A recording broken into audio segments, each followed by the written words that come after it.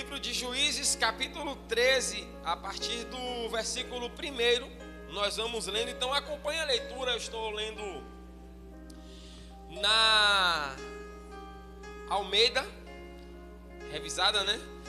Diz assim: e os filhos de Israel tornaram a fazer o que parecia mal aos olhos do Senhor, e o Senhor os entregou na mão dos filisteus por 40 anos. Ouça-me aqui, nós vamos ler, mas vamos ler por parte.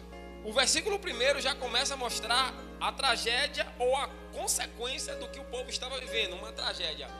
Qual era a tragédia? O povo tinha que viver em obediência, e obedecer não é tão difícil quanto imaginamos. Porque a gente acha difícil obedecer, pior é se não obedecermos. Por exemplo, eu tenho certeza que você já sofreu por ter desobedecido o teu pai. Tua mãe deve ter dito: não sai de casa. Você saiu de casa e de repente coisa simples aconteceu. Você caiu, tropeçou, você se acidentou, um marimbondo te mordeu, coisa do tipo. E você acabou tomando um remédio que não gosta, por consequência da desobediência. Simples, né? Só para entendermos o que aconteceu aqui. O povo voltou a fazer o que era mal aos olhos do Senhor. E o que foi que Deus fez?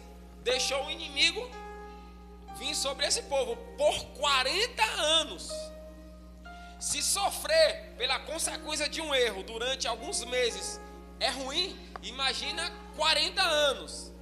40 anos de uma história. Eu já vou ter casado Radassa, já provavelmente devo ser avô de 1, 2, 3 filhos, dependendo do cenário dela. Então eu estou falando que eu já estou vendo, com 40 anos, a minha terceira geração. Então veja como, segunda geração no caso, né? Meu filho, depois meu neto. Então veja como a nossa desobediência pode complicar a nossa vida. Mas o texto segue. Versículo 2: e havia um homem de Zorá, da tribo de Dan, cujo nome era Manoá, e sua mulher era estéril e não tinha filhos. E o anjo do Senhor apareceu a esta mulher e disse-lhe: eis que agora és estéril e nunca tens concebido, porém conceberás e terás um filho. Agora, pois, guarda-te de que bebas vinho ou bebida forte, nem comas coisa imunda, porque eis que tu conceberás e terás um filho, sobre cuja cabeça não passará navalha, porquanto o menino será nazireu de Deus desde o ventre, e ele começará a livrar Israel da mão dos filisteus. Segura aí, ouça-me aqui. 40 anos o povo estava sendo escravo, oprimido, sem perspectiva nenhuma de vida. Só para você ter uma ideia sobre a escravidão nesse tempo aqui, toda mulher era violentada sexualmente, era estuprada. Todo em contexto de guerra. Tem agora a reportagem aí lá na guerra de Israel em Gaza e vice-versa, aquela loucura toda, que os soldados quando invadiram, os soldados de Israel quando invadiram a Palestina, estupraram as mulheres. Não é só uma questão do estupro, é para humilhar mesmo. Eu quero humilhar tanto o povo que eu estou invadindo, a nação que eu estou invadindo, que eu vou matar os velhos, as mulheres mais novas serão escravas sexuais e as crianças serão mutiladas. Então o contexto aqui é terrível. Então durante 40 anos esse povo está sofrendo. Aí Deus olha para uma estéril e diz: você vai ter um filho, e o seu filho vai começar a tirar o povo de Israel da escravidão, vai libertar o povo. Só que você vai ter algo para fazer. Toda promessa, ela vai carregar uma instrução. Toda promessa sempre vai vir carregada de instruções. Então qual é a promessa que você recebeu? Que o teu filho vai livrar o povo da escravidão. Mas para isso se tornar uma realidade, você vai ter que se afastar de algumas coisas. Bebida forte, vinho, não vai comer qualquer coisa, porque o teu filho é consagrado desde o ventre a Deus. Então vamos seguir, versículo 6.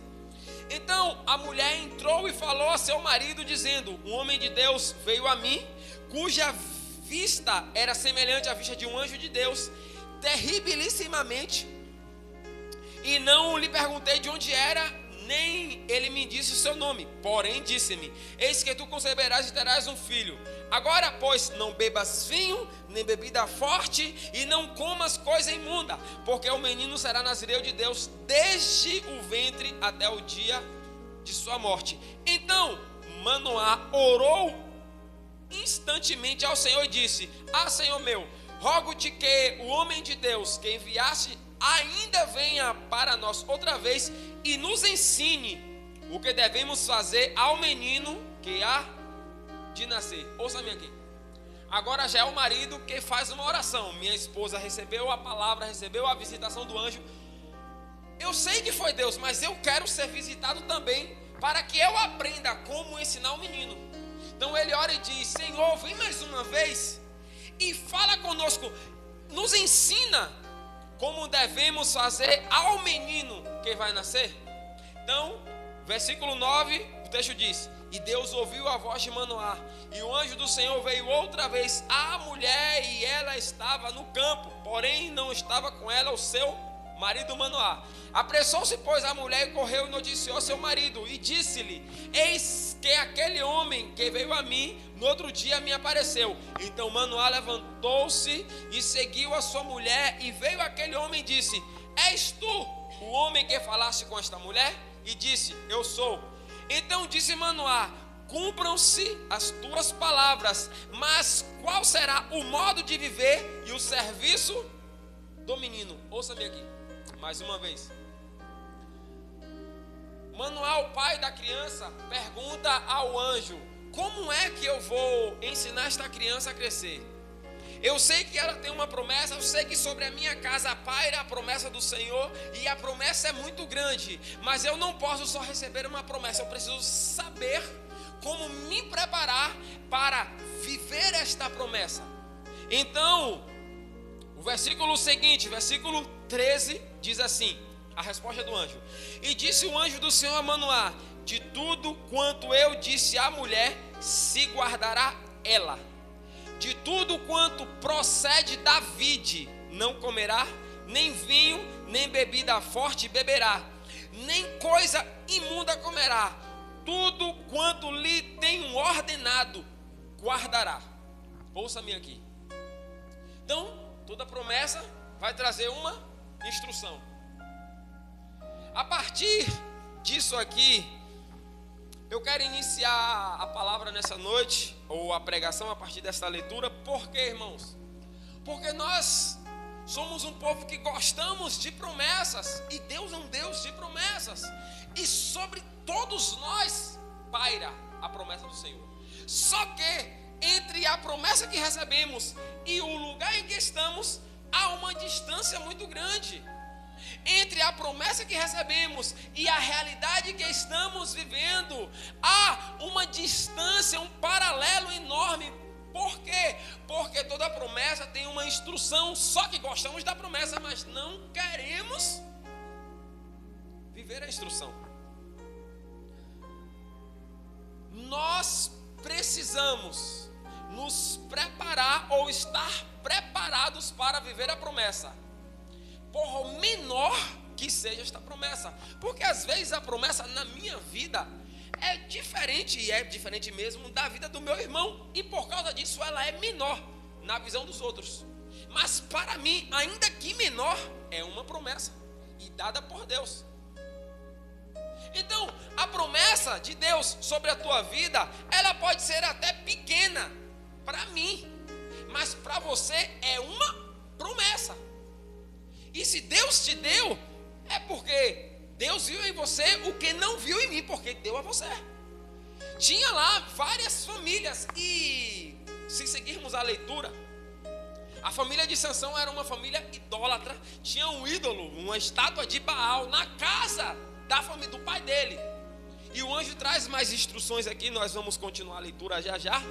Mas é só para você ter uma ideia de que Deus não olha para quem somos e nem para o que temos. Deus olha para quem seremos, e se nos posicionarmos corretamente, desfrutaremos da promessa. A questão é que temos a promessa, gostamos da promessa, mas não nos preparamos para vivê-la. E por isso existem muitas pessoas frustradas e decepcionadas, carregando grandes e infinitas promessas, mas se rendendo às questões da vida, sem viver tais promessas. Deus, nesse tempo em que nós estamos vivendo, é o mais interessado em que vivamos e desfrutemos da promessa. Esse povo passou 40 anos oprimido. Você acha que Deus queria que esse povo ficasse 40 anos sofrendo? Você acha que Deus quer que nós fiquemos muito tempo? O sofrimento, eu já citei aqui, ele faz parte da vida, mas tem algumas coisas que sofremos por consequência dos nossos atos. Mas ainda que estamos sofrendo as consequências dos nossos atos, Deus é o Deus que ressignifica a nossa história. Deus é o Deus de novos começos. Deus é o Deus que nos ajuda a mudar o quadro e o cenário. Então, o tempo cronológico depende do meu posicionamento. Esse povo ficou 40 anos porque quis, porque se afastou dos caminhos do Senhor. Então, eu já digo nesta noite que se abrirmos os nossos olhos para nos prepararmos, nos atentarmos à instrução que o Senhor nos dá, mais rápido e mais fácil viveremos a promessa. Só para você ter uma ideia, vamos continuar a leitura? Versículo 17.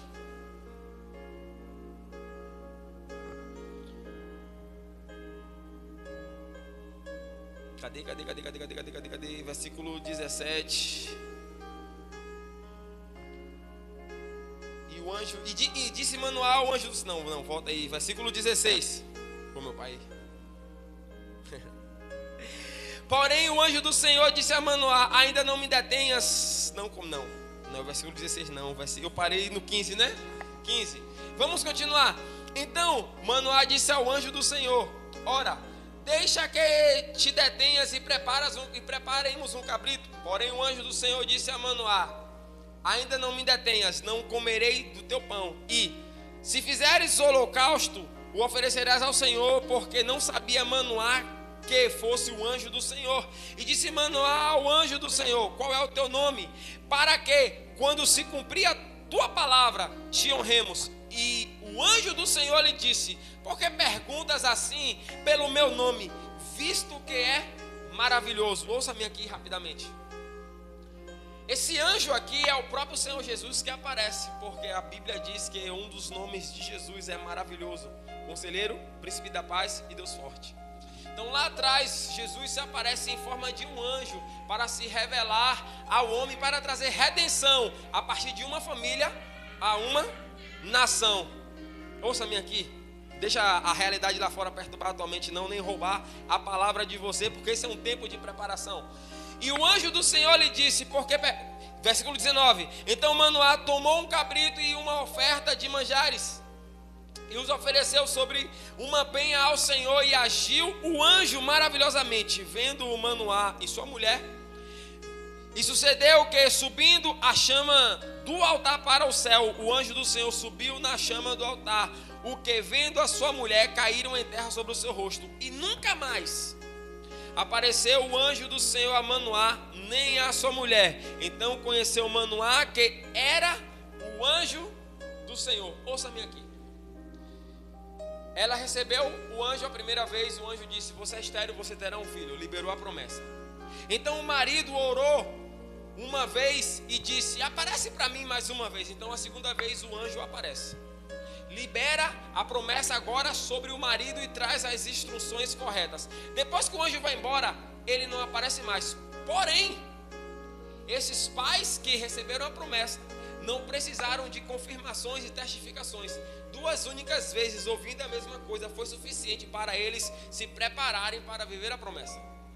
Nós temos a Bíblia, onde todos os dias podemos ler, podemos saber o caminho em que deve andar. Esse casal aqui recebeu o anjo apenas 2 vezes para ouvir a mesma coisa e se alinharam, se prepararam e obedeceram e viveram a promessa.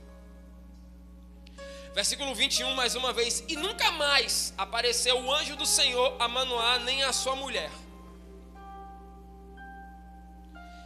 Deus não precisou ficar repetindo, Deus não precisou ficar mandando entrar pela porta, Deus não precisou mandar se consertar, Deus não precisou ficar como nós constantemente falando, repetindo as mesmas coisas. Por quê? Porque a teimosia não estava nesse povo. Eles conheceram que era Deus que estava falando, e uma vez que eu sei que é Deus que está falando, o que eu tenho que fazer? Me alinhar. Versículo 22, e disse Manoá a sua mulher: certamente morreremos porquanto temos visto Deus. Porém sua mulher lhe disse: se o Senhor nos quisesse matar, não aceitaria da nossa mão o holocausto, e nem nos deixaria ouvir tais coisas neste tempo. Depois teve esta mulher um filho, e chamou o seu nome Sansão, e o menino cresceu, e o Senhor o abençoou. E o Espírito do Senhor o começou a impelir de quando em quando para o campo de Dan, entre Zorá e Estaol. Eu acredito que você conhece um pouco da história de Sansão. Ele se atrapalhou lá na frente por causa de mulher, e eu não vou entrar nesse detalhe, porque a intenção não é falar da escolha madura e adulta que os nossos filhos vão tomar. Eu tenho planos e planos maravilhosos para minha filha.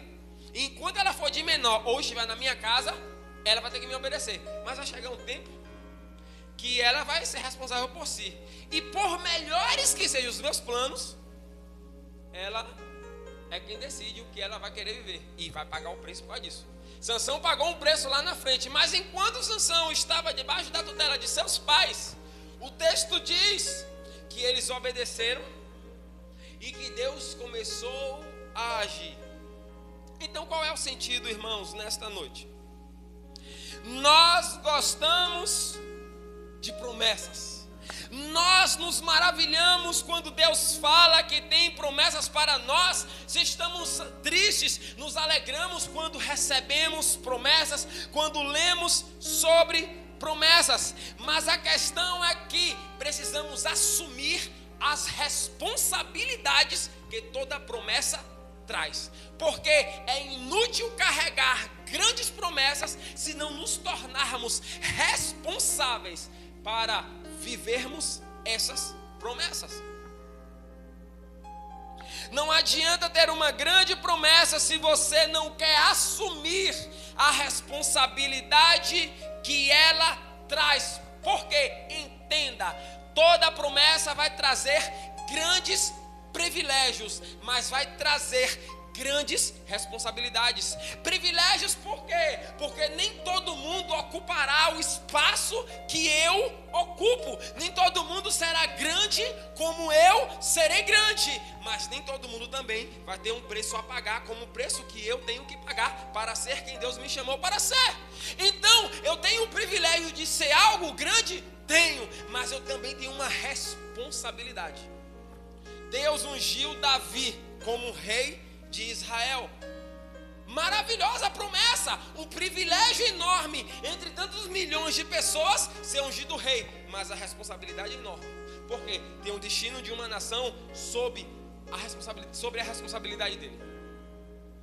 Então eu preciso entender que é um privilégio ter a promessa, mas é uma grande responsabilidade. Nós precisamos abrir a nossa mentalidade para isso. Por quê? Porque nós recebemos promessas e recebemos instruções. Imagina, um dia o anjo do Senhor pairar sobre a sua vida e falar assim: sabe, irmã Nayara, Davi vai ser um homem grande, ungido. Deus vai levantar ele para fazer a diferença nesta cidade. Deus vai usá-lo para curar, para transformar. Mas você precisa fazer algumas coisas, porque a promessa é para Davi, mas quem alimenta Davi é você. Então você vai ter que se afastar disso e disso. Porque como Davi se alimenta de você, você se alimenta do que é certo, e o que é certo que tem em você passa para Davi. Deus vai usar Davi, mas Davi não vai ser alimentado pela fonte que te alimenta, vai ser alimentado por você. Então, quando o anjo aparece e traz a instrução para os pais de Sansão, o anjo diz à mãe: olha, você que vai gerar, mas você não pode fazer isso, não pode comer aquilo, não pode fazer aquilo outro, não pode andar em todo lugar. Por quê? Porque o que carrega dentro de você é muito grande, e por ser grande, você tem que se preservar. Talvez você se sinta oprimido porque queria estar onde todo mundo está. Você queria andar como todo mundo anda. Você queria fazer o que todo mundo faz. Mas o que Deus tem na tua vida, por mais que você queira estar em tudo, não dá. Porque o que Deus tem com você é diferente em particular. O que Deus tinha para a nação de Israel era muito maior do que o que aquela família imaginava. Se você ler a história de Sansão, a Bíblia vai dizer que Sansão carregou um portão de 2 toneladas. Talvez você não consiga levantar um saco de 20 quilos, de 10 quilos. Imagina um homem, 2 toneladas. E a gente imagina Sansão como nos desenhos ou nos filmes, um homem alto, forte, musculoso. Não, Sansão era um homem comum como nós. Você pega um hebreu, um judeu, um israelita, é aquele modelo de corpo. Sansão não era malhadão como a gente imagina, só que o Espírito Santo vinha sobre ele. E quando o Espírito Santo vinha sobre ele, ele fazia coisas extraordinárias. Mas por quê? Porque um dia seus pais ouviram e decidiram obedecer. Imagina Sansão querendo fazer muita coisa, querendo brincar por aí, querendo estar por aí, e seus pais falando não.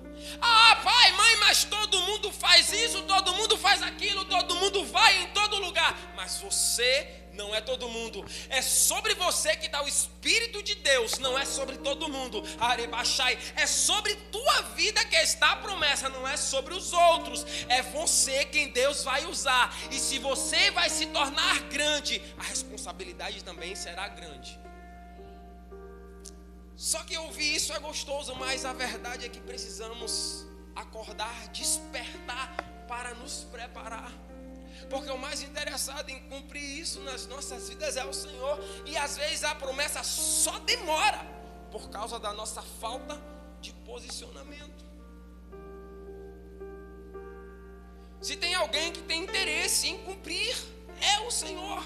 Se tem alguém que tem vontade de fazer, é o Senhor. Mas nós precisamos nos preparar. Conheço uma família, fizemos um culto há uns 2 anos mais ou menos. Eu fui convidado para dar uma palavra em um aniversário, um culto no lar em um aniversário.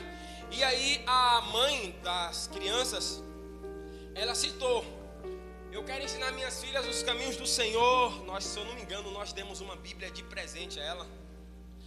E nós queremos ensinar nossas filhas no caminho do Senhor. Nós gostamos da educação religiosa. E independente de igreja, defendo a igreja cristã. Eu defendo a igreja cristã. Mas independente da igreja, o importante é estar na igreja. É melhor estar na igreja do que estar no mundo. Só que as crianças hoje, isso tem 2 anos, as crianças hoje continuam à toa. Ganhou uma Bíblia, ela tem vontade, mas nem ela faz por ela, nem as crianças vivem o que poderiam viver. Aí eu penso, temos promessas, temos como obedecer essas promessas, queremos viver a promessa, porque todo mundo quer ter paz, sucesso, prosperidade, queremos ter vida e vida com abundância, que é o que Jesus tem para nós. Jesus olha um dia e diz: o ladrão vem para matar, roubar e destruir, mas eu vim, não é para te dar vida. Entenda, eu não vim para te dar vida, eu vim para te dar vida em abundância. Se você acha que ter vida, a vida do Senhor é muito, deixa eu te falar, o que Deus tem enquanto promessa é uma vida abundante. Sabe o que é uma vida abundante? É uma vida que vai para além do que imaginamos, porque alcança nós, a nossa geração, a geração dos nossos filhos, dos nossos netos e bisnetos, porque a bênção do Senhor vai até a 3ª e 4ª geração. Só que nos satisfazemos com muito pouco, enquanto Deus tem muito mais para nós. Só que precisamos nos preparar. Toda promessa, irmãos, tem a sua instrução e nós precisamos carregar isso dentro de nós. Ela vai exigir, enquanto promessa, obediência, porque é a obediência que vai elevar a promessa. Eu já falei isso aqui e repito. Um dia, Naamã, leproso, ouviu do profeta: vai lá no rio, mergulha 7 vezes. Naamã levou sacos de dinheiro, sacos de riquezas, de coisas palpáveis, de coisas materiais, para honrar o profeta. E o profeta não quis nada, só disse a ele: vai lá tomar banho. Sabe o que o profeta estava dizendo? Você quer ser curado? Você não precisa pagar pela cura. Você não precisa desfazer de seus bens para ser curado. Vai ali e mergulha. Não vai te custar nada. No máximo, você vai sair fedendo, porque o rio era sujo. Só. Naamã não quis. Veja, ele não ia gastar 1 centavo. Não ia ter que fazer esforço nenhum. Só tinha que mergulhar, obedecer. Ele preferia gastar dinheiro, pagar por tudo que fez, investir, ao invés de receber de graça. Algo que mudaria completamente o destino da vida dele, porque era leproso, e da família dele. Porque como a lepra é uma doença completamente contagiosa, hanseníase nos tempos de hoje, ela te afasta de quem você ama. E você não pode se aproximar de quem você ama. Então veja, só que alguém diz: olha só, se o profeta te pedisse uma coisa difícil, você não faria? Se o profeta te pedisse uma coisa difícil, você não faria? Faria. Ou se você faria uma difícil, faz uma fácil, obedece. Então, se Naamã, ainda que contrariado, ele vai lá e mergulha, e o que acontece? Ele sai curado. Por quê, irmãos? Porque a promessa requer de nós obediência. Eu tenho uma responsabilidade, um posicionamento, e tenho que obedecer. Toda obediência traz crescimento, desenvolvimento e promoção, elevação de nível. Mas toda teimosia traz atraso, paralisia e, dependendo do caso, a morte. Por quê? Porque quando eu obedeço, eu cresço, eu me desenvolvo, eu sou promovido, eu subo de nível. Mas quando eu fico na teimosia, sabendo que eu tenho que fazer, mas sem querer fazer, ou querendo fazer do meu jeito, eu atraso a minha vida, eu intercepto o meu futuro enquanto promessa, e dependendo do caso, eu trago sobre mim a morte espiritual, emocional e física, dependendo do caso. Eu já citei aqui da tragédia lá no Rio de Janeiro. Quantas mães estavam lá implorando os filhos para sair daquela vida? Quantas mães estavam lá pedindo aos filhos para abandonarem aquela vida? Você acha que Deus queria que aqueles homens morressem? Você acha que não tinha ali um parente, que eles eram parentes de cristãos que oravam por eles? Mas por que morreram? O salário do pecado é a morte. Infelizmente, por não obedecerem, nós precisamos entender uma coisa importante. O Evangelho, e grave isso aqui porque eu já finalizo. O Evangelho do Senhor existe para nos tornar salvos. Para eu ser salvo, eu só preciso aceitar o Evangelho. Mas o reino de Deus, que eu faço parte, ele me chama para trazer a manifestação dos céus sobre a terra. O Evangelho existe para me tornar uma pessoa salva, mas o reino de Deus existe para que eu possa manifestá-lo nessa terra. Jesus disse que seja feita a tua vontade na terra, como já é feita nos céus. E como a vontade do Senhor vai ser feita aqui na terra? Através de nós, da nossa obediência, enquanto manifestarmos as promessas do Senhor. Porque toda promessa que vivemos traz um tempo novo para as outras pessoas.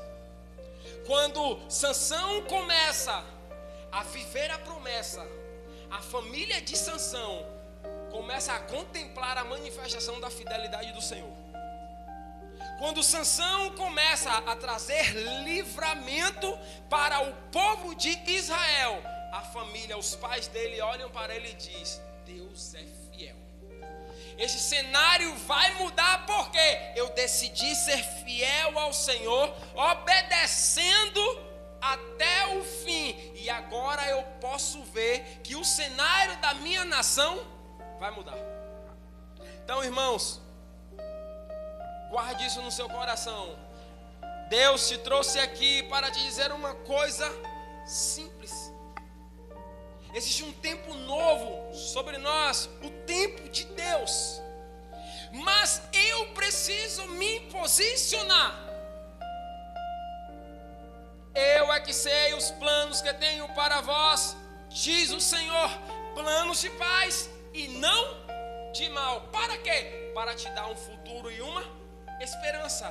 Só que isso, enquanto promessa, é maravilhoso.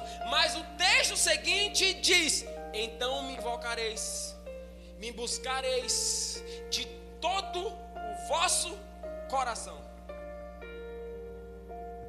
Tem um outro texto que conhecemos bem, que diz: o Senhor, enquanto promessa, se o meu povo, que se chama pelo meu nome, é o meu povo, se esse povo que é meu, me chama pelo meu nome, se humilhar e orar, e buscar a minha face, e se converter dos seus maus caminhos, é o meu povo, mas não ora, não busca, não se converte, anda desviado. Mas se esse povo é meu, mas está desviado, mas não ora nem me busca, se esse povo se converter, orar, me buscar, se humilhar, então eu vou ouvir, vou perdoar os pecados e vou sarar a terra. Sabe por que a terra está doente? Porque eu tenho um povo que não ora, que não busca, que não se humilha e que está desviado. Então, se esse povo se alinha, a terra é sarada. Agora nós queremos que a prefeitura, que os governos resolvam os problemas, que se nós nos alinharmos com a palavra do Senhor, os problemas de lá, por maiores que sejam, não alcançam a nossa vida. E eu finalizo só citando um exemplo. Você conhece essa história? A Bíblia diz que a arca do Senhor ficou durante 3 meses na casa de Obed-Edom. No meio do caminho, tinham que colocar a arca do Senhor em algum lugar. Encontraram a casa desse homem, Obed-Edom. E sabe o que aconteceu? Em 3 meses, enquanto a nação passava pelos seus perrengues, pelas suas dificuldades e problemas, na casa daquele homem, Deus o abençoou. Em 3 meses, Deus mudou toda a história de Obed-Edom. 3 meses. Nós estamos há 30 dias, 35, 40 dias para um novo ano. Um novo ciclo, uma nova história, que pode não mudar se não nos posicionarmos corretamente. O que Deus pode fazer? A Bíblia diz que em 52 dias, Neemias reconstruiu os muros de Jerusalém. 52 dias. Se você for lá no chat GPT, ele vai dizer, dependendo de como você fizer a pesquisa coerente, com toda a tecnologia que temos hoje, levaria pelo menos entre 5 e 10 anos. E por mais que na pesquisa crua apareça lá 1 ano, por exemplo, você não fala da reconstrução. Não é só a reconstrução, é toda uma estrutura antes e depois também. Então, com toda a tecnologia que temos hoje, levaria um bom tempo para construir algo que levou 52 dias.